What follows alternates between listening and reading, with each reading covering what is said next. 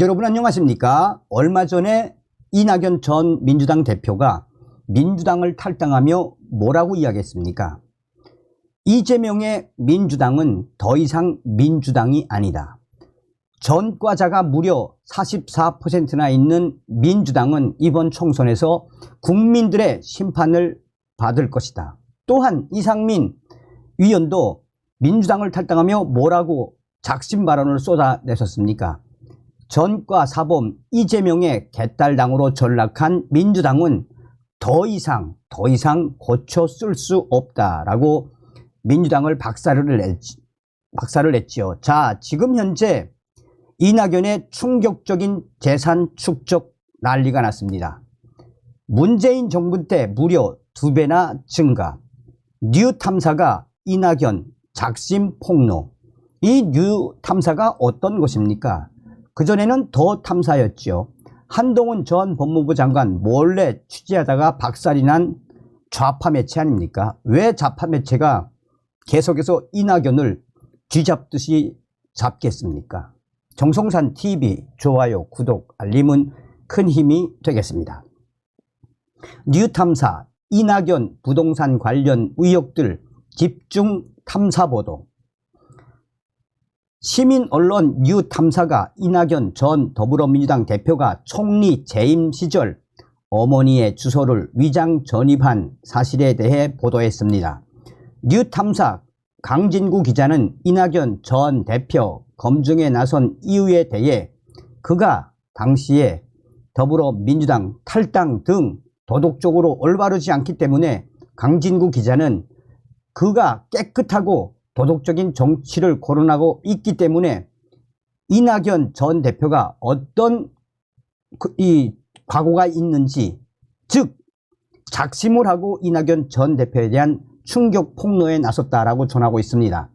그렇게 이 청렴한 척, 깨끗한 척 하는 그렇게 말하는 이낙연 전 대표 본인은 얼마나 깨끗한지 검증을 해보자는 취지에서 이번 뉴 탐사가 보도를 하게 된 것이라고 전하고 있습니다. 뉴 탐사 측에서 밝혀낸 이낙연 전 대표의 실체는 정말 충격적이었습니다. 먼저 이낙연 전 대표의 재산 총액을 살펴보면 가장 눈에 띄는 특징은 참여정부와 문재인 정부 시절에 재산이 급증했다는 것입니다. 공직자 재산 관보에 나타난 이낙연 전 대표의 재산 내역을 통해 그 사실을 알아볼 수 있었습니다. 그걸 보면 이낙연 전 대표 2006년에 6억이 조금 안 됐던 이낙연 전 대표의 재산은 불과 1년 만에 2배 가까이 뻥튀기 되어 10억 원을 초과했고 또 1년 뒤에는 13억 원을 돌파했습니다. 그 뒤로 이명박, 박근혜 정부 시절에는 완만한 흐름을 보이다가 문재인 정부 출범 이후 또다시 이낙연 전 대표의 재산이 급증하는 모습을 보였습니다. 문재인 정부 시절 그의 재산 변동 폭을 추산하면 대략 2배 정도 재산 전체 총액이 뛰었습니다. 문재인 정부 시절에 이낙연 전 대표의 재산이 2배 이상 꽁충 뛰었다는 소식입니다. 특히 가장 큰 상승폭을 보인 시점은 2019년에서 2020년 사이로 이때 약 8억 4천여만 원이나 증가했는데 이 당시는 바로 이낙연 전 대표가 총리를 사임하고 서울 종로구 국회의원 선거로 출마할 때였습니다. 그렇다면 무엇이 이낙연 전 대표의 재산을 2배로 증식시킬 수 있었던 것일까요? 그것은 바로 부동산이었습니다. 물론 문재인 정부 시절 부동산 가격의 폭등이 사회적 심각한 문제였고 종국에는 정권을 빼앗기는 원인 중 하나로 작용했던 것은 사실입니다. 그런데 문제는 이낙연 전 대표의 경우는 단순히 부동산 시세 변동으로 인한 재산 증식이 이루어진 것이 아니라는 점입니다. 2017년부터 2019년까지 그의 재산 중 부동산 비중을 살펴보면 대체로 44%에서 45% 정도를 유지하고 있었습니다. 그런데 이낙연 전 대표, 그가 국무총리를 사임하고 21대 총선에 출마해 서울 종로구 국회의원으로 당선된 2020년에는 그의 재산 중 부동산 비중이 65.3%로 갑자기 20%나 더 증가했습니다. 갑자기 이낙연 전 대표의 전체 재산 중에서 부동산이 차지하는 비중이 급증했다면 이는 단순하게 보고 넘길 문제가 아닙니다. 문제의 2019년에서 2020년 사이 이낙연 전 대표의 재산 중 급증한 부동산 액수 총액은 17억 3천만 원으로 파악됐습니다. 갑자기 17억 원 이상의 부동산 차익이 발생했다면 이는 투기일 가능성이 의심될 수밖에 없습니다. 그런데 이미 이에 대한 우의혁 기사가 2020년 8월에 머니투데이 보도로 나온 바 있었습니다. 이낙연 전 대표가 12억 원의 전세를 끼고 산 아파트에 대해 부동산 전문가들이 입을 모아 정부가 규제 대상으로 삼고 있는 전형적인 갭 투자라고 지적했다는 것입니다. 문제는 이낙연 전 대표가 총리 시절에 수차례 부동산 투기 문제를 지적했다는 점인데 이 때문에 내로남불 비판에 휩싸였습니다. 그러나 이 당시는 아직 이낙연 전 대표의 이미지가 나쁘지 않은 시절이었고 이 기사가 났던 그 무렵에 사랑제일교회발 코로나 바이러스 19 집단 감염 사태가 창궐에 거기에 묻힌 바람에 크게 알려지지 못했습니다. 사건을 다시 한번 정리하자면 이렇습니다. 본래 이낙연 전 대표는 동아일보 기자로 재직하던 시절부터 서울 서초구 잠원동의 아파트에서 거주하고 있었습니다. 그러다가 2020년 1월에 더불어민주당으로부터 서울 종로구 총선 출마를 요청받아 종로구 교남동의 경희궁 자이에 전셋집을 마련했습니다. 그런데 이 교남동 경희궁 자이도 정부가 시가 9억 원 이상 고가주택 보유자에 대한 전세 대출 금지 시행 직전에 대출을 받아 입주한 것이었습니다. 국무총리를 지냈던 사람이 사전 정보를 입수해 편법으로 대출을 받아 입주한 것입니다. 그러기에 이 사안은 매우 큰 논란이 대상이 될 수밖에 없어 보입니다. 그리고 그해 2월 5일 기존에 살았던 잠원동 아파트를 처분했고 이 아파트는 약 19억 5천만 원에 팔렸는데 여기서 무려 17억 원의 시세 차익을 봤습니다.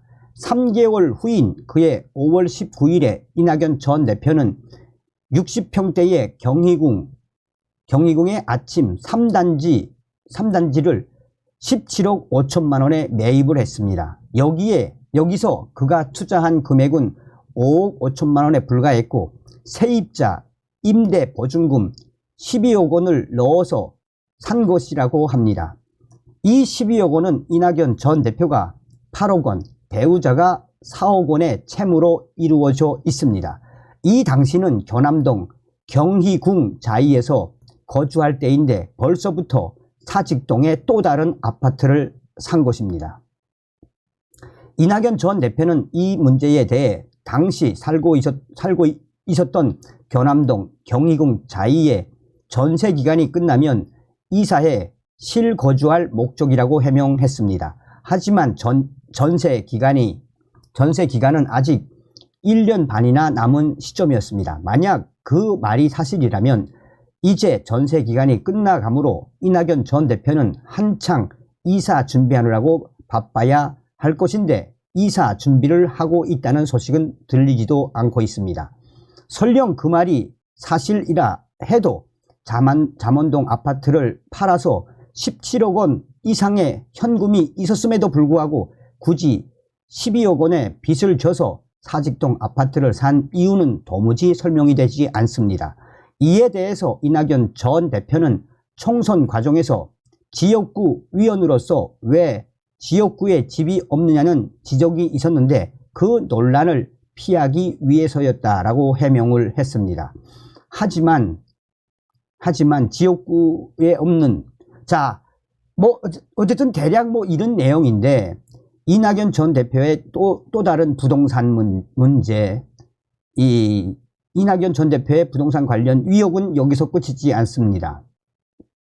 이낙연 전 대표는 서울 종로구에서 짧은 국회의원 생활을 할 당시 인당 택지 소유를 400평으로 제한하는 이른바 토지 공개념 3법을 발의한 바 있습니다.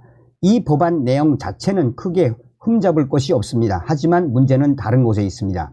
정작 그런 법안을 발의한 이낙연 전 대표 본인은 고향인 전라남도 영광군에 천여 평의 땅을 보유하고 있다는 사실이 드러났기 때문입니다. 이낙연 전 대표는 고향 영광군에 총 3필지의 땅을 갖고 있었는데 약 92평짜리 한 필지, 300평짜리 한 필지, 그리고 565평짜리 한 필지가 그것입니다. 모두 합산하면 대략 957평으로 본인이 발의한 법으로 제한한 면적의 2배 이상이나 됩니다. 그 외에도 서울 종로구 평창동에 약 136평의 땅이 더 있었습니다. 사실 이 땅이 알짜배기라고 할 수 있습니다. 앞서 언급한 영광군의 3필지 땅은 시골 농지였기에 그 땅값은 다 합쳐봐야 2,700여만 원 정도밖에 안 됩니다. 그러나 이 종로구 평창동 땅 한 필지는 2021년 기준 약 6억 7천만 원에 달합니다. 자, 그러면서 이낙연 전 대표의 노모를 국무총리 하던 시절에 이 전입신고를 했고, 또 도곡동 아파트 어쩌고 저쩌고, 그러니까 이낙연의 모든 재산이 어떻게 형성됐으며 이낙연이 왜 본인이 청렴결백하다고 하는지, 이렇게 많은 부동산을 소유하고 있고 불법을 저질렀음에도 불구하고 청렴결백하다라고 하는 이낙연에 대해 이렇게 뉴탐사가 팩트로 폭로를 했습니다. 다음 시간에 뵙겠습니다. 멸공.